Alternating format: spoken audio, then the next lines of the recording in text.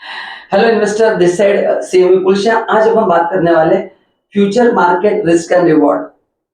Shares में futures and option ये ऐसा एरिया है जहां पे प्रॉफिट सबसे हाईएस्ट है एंड रिस्क भी सबसे हाईएस्ट है। तो इसमें ट्रेड करने की क्या एडवांटेज है, ये ट्रेडिंग कैसे होता है, प्रॉफिट लॉस कैसे भुगता है, आज मैं आपको डिटेल में बताने वाला हूँ।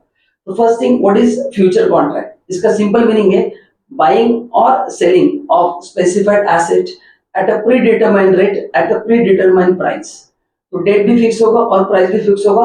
उस रेट पे आप या चाहे तो उसको खरीद भी सकते हैं या बेच भी सकते हैं, तो उसको बोलते हैं फ्यूचर कॉन्ट्रैक्ट। नाउ अगर इंडिया में कौन से प्लेटफॉर्म पे आप इसका ट्रेडिंग कर सकते हैं? एक है एमसीएक्स मल्टी कमोडिटी एक्सचेंज, दूसरा है NCDEX national commodity derivative exchange, जहां पे एग्री कमोडिटी का एक्सचेंज होता है। बाकी गोल्ड वगैरह अगर आपको बाकी कमोडिटीज में डील करना है तो आपको एमसीएक्स पे जाना है। बीएससी एनएससी पे इसका नहीं होता है। देन इसमें तीन तरह के कॉन्ट्रैक्ट्स होते हैं। So there are three types of contract जिसमें आप डील कर सकते हैं। पहला इक्विटी का फ्यूचर्स होगा, दूसरा कमोडिटी फ्यूचर होगा एंड तीसरा होगा करेंसी।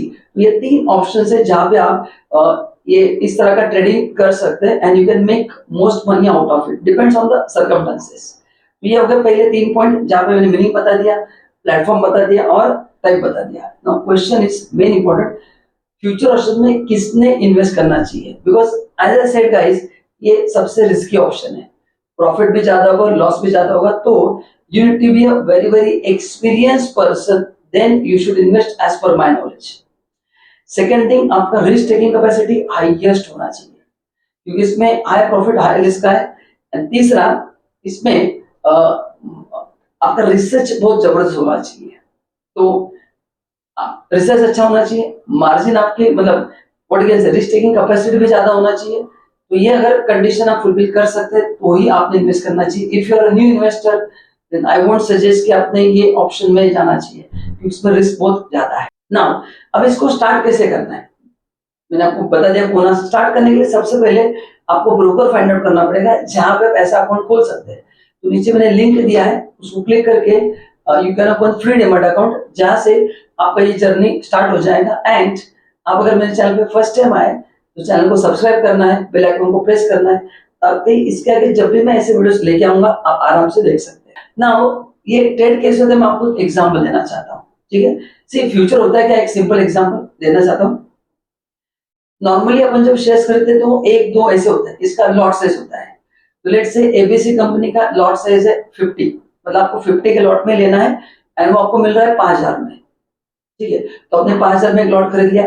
इसके एक्सपायरी तीन होते हैं, ऊपर दिख रहा है आपको, एक मंथली होगा, मतलब इसलिए करंट मंथ का होगा, next month and far month, मतलब एक महीना, दो महीने, 3 मंथ्स। तो इसी महीने में उसका एक्सपायरी होता है। एक्सपायरी होता है लास्ट थर्सडे को, उसका एक्सपायरी कब होता है? लास्ट थर्सडे को। Now it works. तो आपने 50 शेयर्स का कॉन्ट्रैक्ट ले लिया 5000 रुपए का। जब एक्सपायरी होगा उस समय 5000 का रेट 6000 भी हो सकता है, या 5000 का रेट 4800 भी हो सकता है। तो अगर 5000 का रेट 6000 होता है मतलब आपको 1000 का फायदा होगा, करेक्ट ना?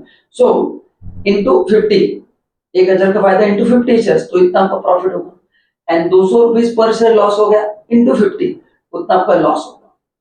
तो ये सेटलमेंट थर्सडे को होता है, लास्ट थर्सडे को। बट आप उसके पहले भी कॉन्ट्रैक्ट ब्रेक कर सकते हैं।